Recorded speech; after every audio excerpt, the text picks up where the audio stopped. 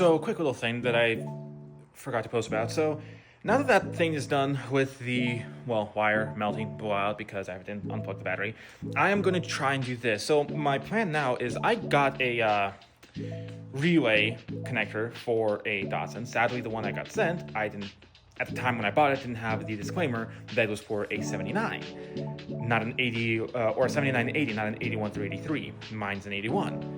It doesn't have that connector that I got, and I can't return it because it was out of return warranty because I waited too long to try to install it, and now I wasted $30. But the good thing about it is, it's this thing right here.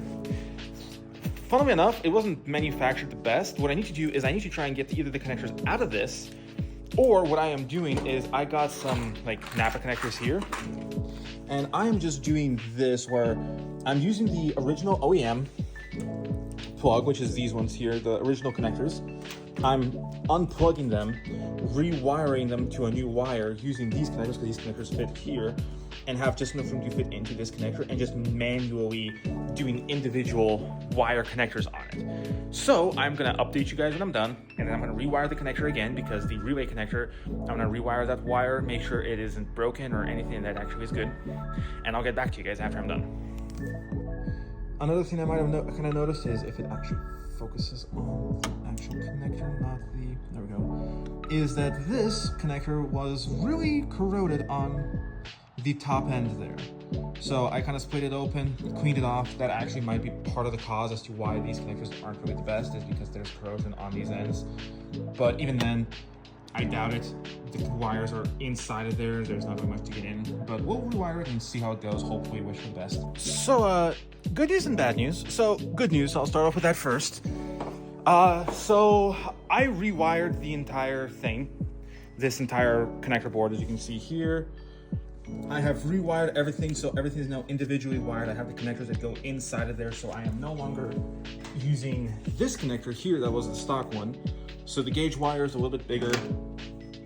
It's actually a good connection now. Everything's plugged in properly. I think I'm only a little worried about these two wires right here. This one I know for a fact is a fuel pump wire because I just tried the fuel pump just now, and well, that's where the bad news comes in. Car still sounds good. I fixed the electrical issue. Thankfully, there's no other electrical issues, but wait for it.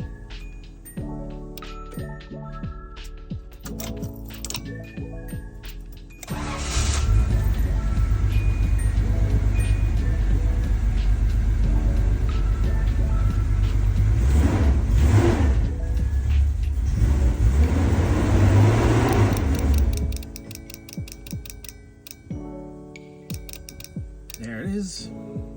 Yeah. So I genuinely have, like, at this point, I am back down to square one again. The wires are updated, the connectors are updated, the wiring's been redone, everything's been good. The only thing I have left that I can try, that I'm going to try, is to check the connection and the wiring I did on the fuel pump itself. Because I know when I got the new fuel pump gauge wire was actually bigger, so I had to rewire the connectors because the connectors were smaller than for the screws, and the screws are much bigger on this one, so I had to get bigger connectors for it. So I'm gonna have to double check that wiring, rewire the fuel pump. After the fuel pump's rewired and done, if it's still an issue, I am done. I am going to go on Jegs. I am going to buy myself a brand new like $50, $60 fuel harness.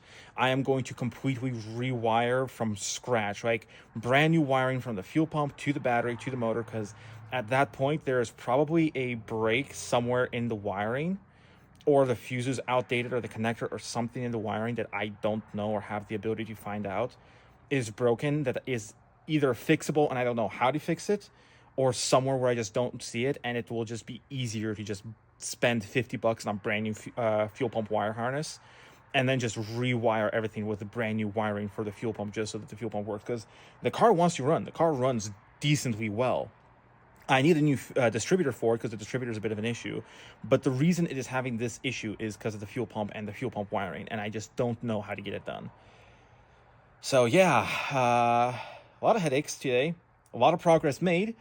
I mean, on the bright side, on the very bright side, because I had to go through that pain of rewiring the fuel relays, the fuse relay up front there, I now don't have to do it in the future. So in the future, if that breaks, I don't have to worry about it. So yay.